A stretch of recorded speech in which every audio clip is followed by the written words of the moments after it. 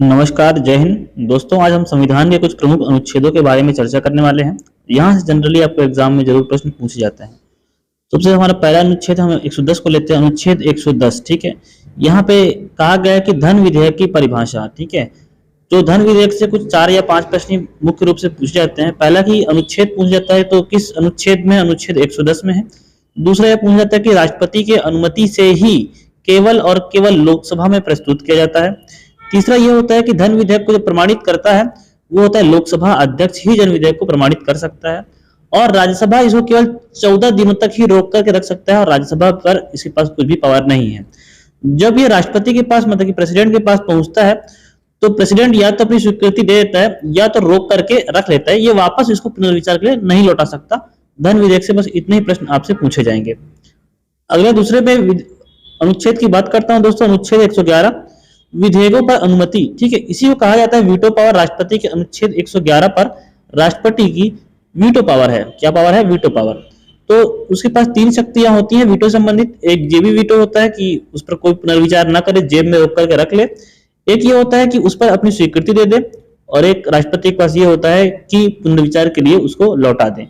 लेकिन पुनर्विचार के लौटाने के बाद अगर कोई विधेयक वापस राष्ट्रपति के पास पहुंचता है पारित होकर के, तो उस पर राष्ट्रपति अपनी स्वीकृति देने के लिए बाध्य होता है, ठीक है।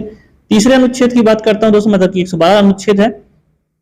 यह है वार्षिक वित्तीय विवरण के लिए।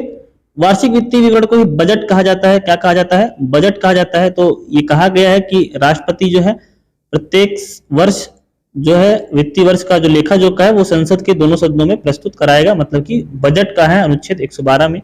अनुच्छेद 118 बहुत महत्वपूर्ण नहीं ही प्रक्रिया के नियम दिए गए संसद के। इसके बीच में अनुच्छेद एक और है जो कि इंपॉर्टेंट है, 117, जो कि वित्त विधेयक से संबंधित है। वित्त विधेयक के 2 प्रकार होते हैं, प्रकार 1 और प्रकार 2, ठीक है। एक चीज दोस्तों आप लोग ये और याद रखेंगे, जो धन विधेयक होता है ये वाला 110 वाला, इसके लिए संयुक्त अधिवेशन जो कि अनुच्छेद 108 है उसकी भी व्यवस्था नहीं की गई है। अनुच्छेद 108 संयुक्त अधिवेशन धन विधेयक के लिए नहीं बुलाया जाता है, और ना ही संविधान संशोधन विधेयक के लिए बुलाया जाता है। आगे बात करता हूं दोस्तों 120, ये भी बहुत महत्वपूर्ण नहीं, संसद में प्रयोग की जाने वाली भाषा के बारे में कहा गया है इसमें। अब देखिए दोस्तों, यहां से बहुत ही महत्वपूर्ण अनुच्छेद स्टार्ट होते हैं हमारे। अनुच्छेद 123 है, संसद विश्रांति काल में राष्ट्रपति को अध्यादेश जारी करने की शक्ति। जब संसद के सत्र नहीं चल रहे होते हैं, लोकसभा और राज्यसभा नहीं बैठी होती हैं, तो राष्ट्रपति जो अध्यादेश जारी करता है वो अनुच्छेद 123 के अंतर्गत जारी करता है, ठीक है। आगे बात करता हूं अनुच्छेद 124, बहुत ही ज्यादा महत्वपूर्ण है। इसके अंतर्गत उच्चतम न्यायालय की स्थापना, गठन और संरचना सारी चीजें इसमें दी गई हैं अनुच्छेद 124 के अंतर्गत। अनुच्छेद 125 के बारे में बात करता हूं तो न्यायाधीशों का वेतन भत्ते जो मिलते हैं उनके बारे में यहाँ पर दिया गया है। उसके बाद बात करता हूं अनुच्छेद 126, लाइन से रखेंगे 124, 25, 26।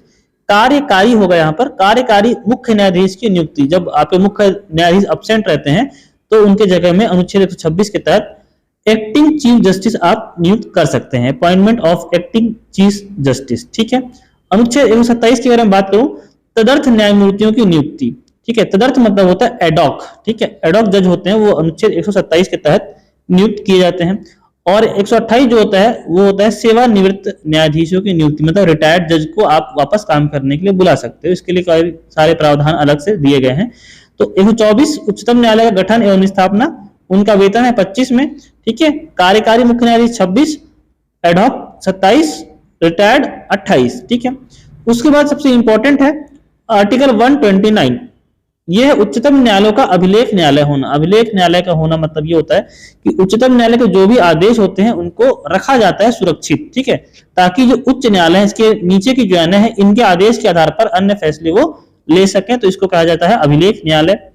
अनुच्छेद 130 है, ये बहुत इंपॉर्टेंट नहीं है, उच्चतम न्यायालय का स्थान। तो संविधान में उच्चतम न्यायालय का स्थान नॉर्मली दिल्ली बताया गया है, दिल्ली में रहेगा, और राष्ट्रपति की अनुमति से जो मुख्य न्यायाधीश है वो किसी अन्य स्थान पर भी इसकी बैठक बुला सकता है, किसकी? उच्चतम न्यायालय की।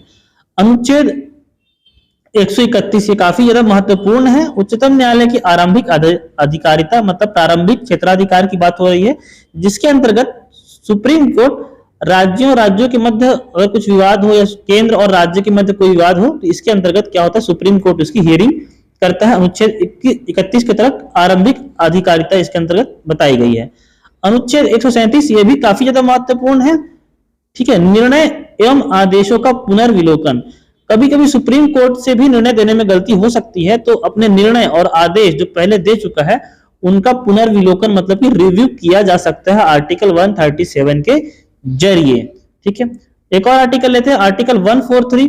ठीक है, ये भी काफी ज्यादा इंपॉर्टेंट है 143 आर्टिकल। ठीक है, उच्चतम न्यायालय से परामर्श करने की राष्ट्रपति की शक्ति, जो राष्ट्रपति होता है वो चाहे तो सुप्रीम कोर्ट से एडवाइस ले सकते हैं, किसी भी मैटर पर एडवाइस ले सकते हैं। तो इसका मतलब ये नहीं कि राष्ट्रपति स्वयं चल के सुप्रीम कोर्ट चले जाएंगे। ठीक है, राष्ट्रपति के बदले जो महान्यायवादी होते हैं, ठीक है, अटॉर्नी जनरल ऑफ इंडिया जो होते हैं, वो आर्टिकल 76 के अंतर्गत उनका प्रावधान दिया गया है, तो वो जाकर के वहां से सलाह ले सकते हैं या फिर डायरेक्ट भी पत्र व्यवहार के जरिए भी लिया जा सकता है।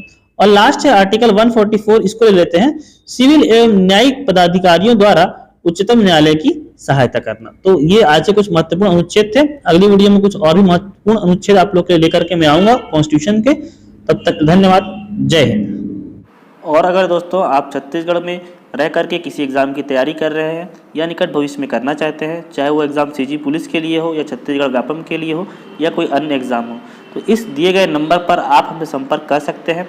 और दोस्तों हमारा पता है near Gupta furniture, Krishna talkies road, Risali, Bhilai.